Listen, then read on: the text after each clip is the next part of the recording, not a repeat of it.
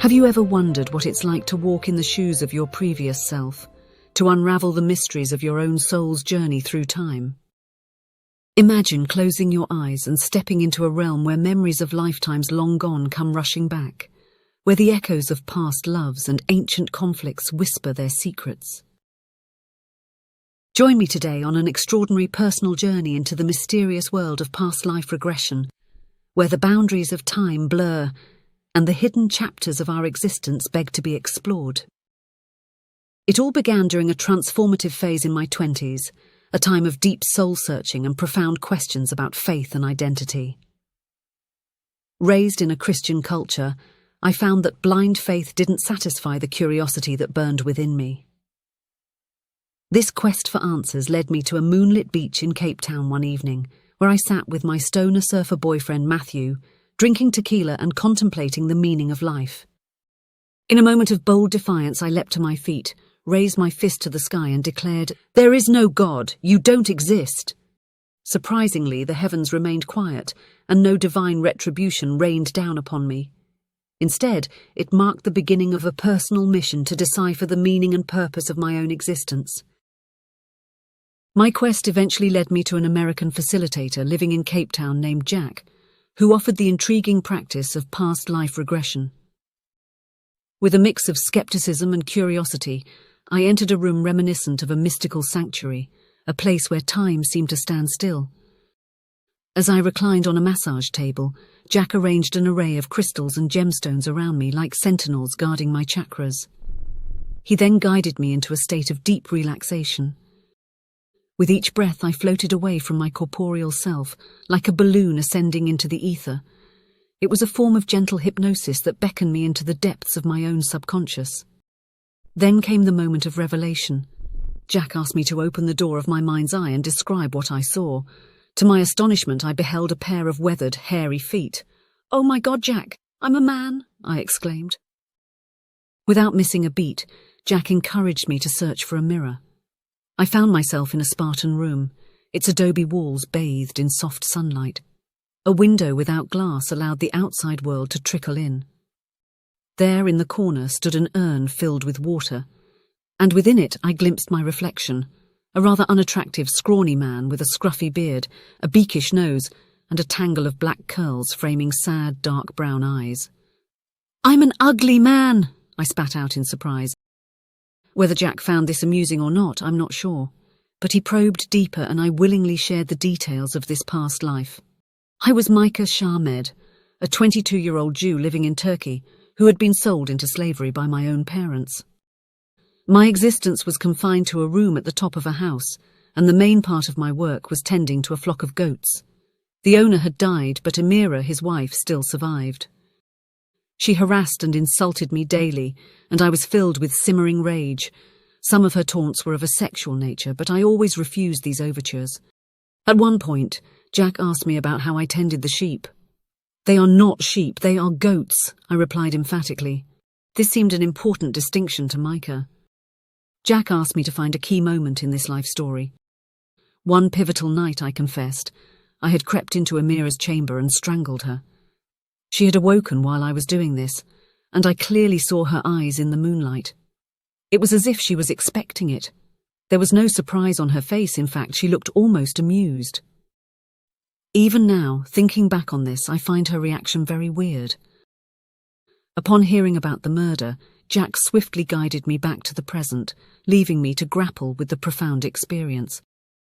Was it mere symbolism, a manifestation of my own inner turmoil, or a window into a past life? Intrigued and perplexed, I returned to Jack once more. This time, as I gazed into the depths of my subconscious, I encountered darkness, a void, an abyss. I simply was, a formless consciousness adrift in an ethereal expanse. When Jack asked me my name, I replied, "I just am." With his guidance, I explored the environment I found myself in and noticed a faint light beneath me. Drifting closer to this distant scene, I noticed a young woman sitting by a window, her essence radiating familiarity. She was wearing a sleeveless white dress with large pink roses on it, and she was deep in thought. My throat tightened, and Jack encouraged me to release my emotions. Tears flowed as I realized that the young woman was a younger version of my own mother, yearning for a daughter. In that transcendent moment, compassion flooded through me. I chose to be her daughter, despite feeling much older than her. These experiences felt supremely real, resonating with a deep inner knowing, yet I struggled to decipher their significance, dismissing them as metaphors or products of my subconscious. Years later, a trip to Turkey brought an uncanny sense of déjà vu, as if the craggy landscape whispered forgotten tales to my soul. Back in London, I researched online to uncover the history of Jews in Turkey, but it was the name that perplexed me at first, and my research unearthed a surprising revelation.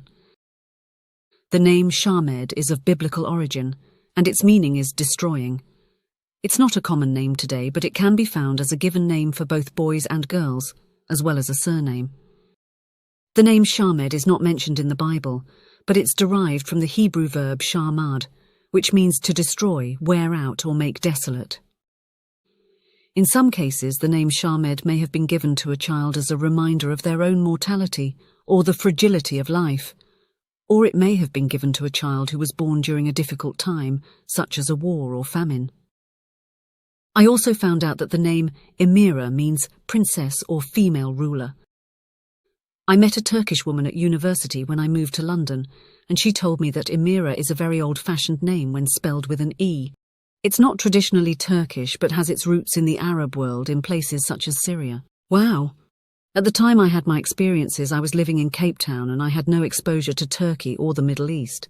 My history and geography lessons at school tended to be Eurocentric, and my regression took place in the 1980s, long before the internet or even mobile phones. Next, I dug into the history of Jews in Turkey and discovered that it spanned over 2 millennia, marked by diverse experiences ranging from acceptance to adversity. As I ventured deeper into my past life regression experiences, I couldn't help but wonder about the authenticity of the memories that had surfaced. Could they possibly align with historical realities? It was a question that led me to explore the intriguing possibility of a scenario where Jewish families, including my past self, might have resorted to extraordinary measures like selling their sons into slavery. I understood that such a notion might seem far-fetched, given the strong emphasis Jewish culture places on family values.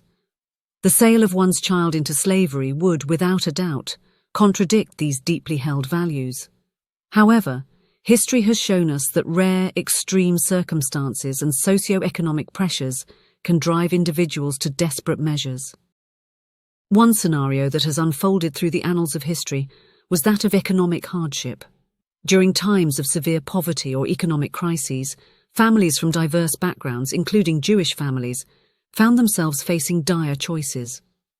When survival itself hung in the balance, desperate parents might have contemplated the unthinkable, selling a child into indentured servitude as a last resort to secure the basic needs of their family.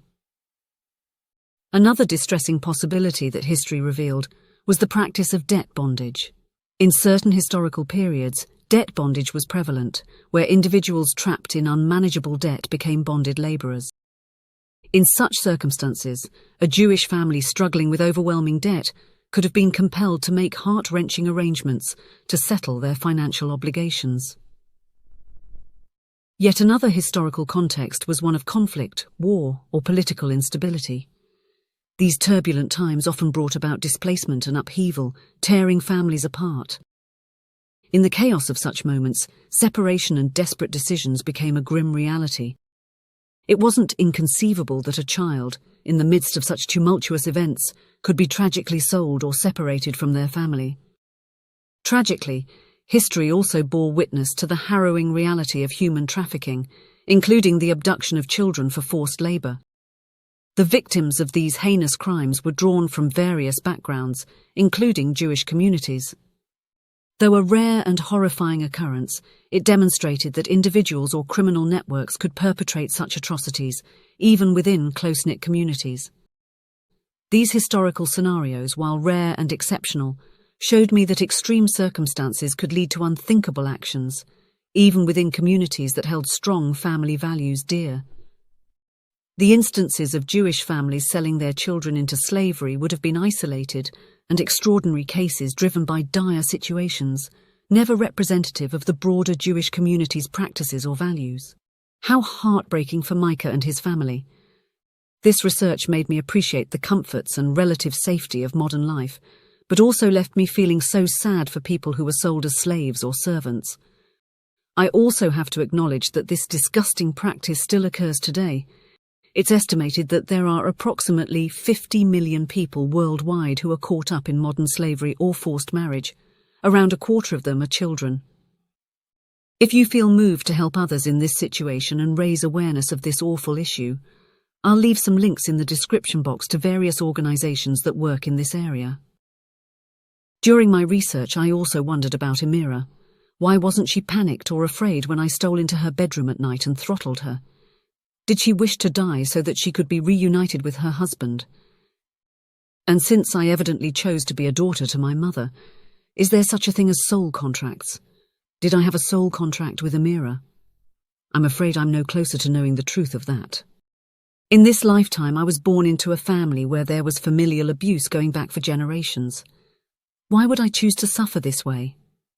I remember fantasizing as a child that my real parents would find me and rescue me from the people who made my life so stressful and unhappy as a child. But clearly this past life regression showed me that as an entity without an identity, so to speak, I chose to fulfill my mother's cherished dream of having a daughter. This was an act of great compassion on my part, and the consequences for me were not that great. The passing of time hasn't given me the definitive answers I was searching for all those years ago, but it has altered the way that I look at life. I believe that our consciousness survives beyond death, and that we enter this existence to experiment, experience, and evolve our consciousness. We're here for a short time and then we leave. Perhaps as souls we continuously jump in and out of bodies and the human stories that will give us something valuable. How much of our past lives we carry inside of us, I don't know, but it seems that I carry the essence of a desperately angry and broken young man who committed a tragic act of violence when he took the life of the woman who tormented him. And in a strange and poignant way, I empathize with Micah. How painful it must have been for him, how abandoned and betrayed he must have felt, and that he believed the only option was to kill Amira and face the terrible consequences that this deed must have brought. Perhaps he felt that being put to death for murder was better than the miserable and tormented life he had. He was only 22 and had suffered so much. Perhaps he couldn't see a future. It's fascinating to think that if the past life regression experience really is a window into the journey of the soul, that as we stand today, here and now, we are the sum total of countless lives. Perhaps the anger or depression we feel at times could relate to a hidden memory.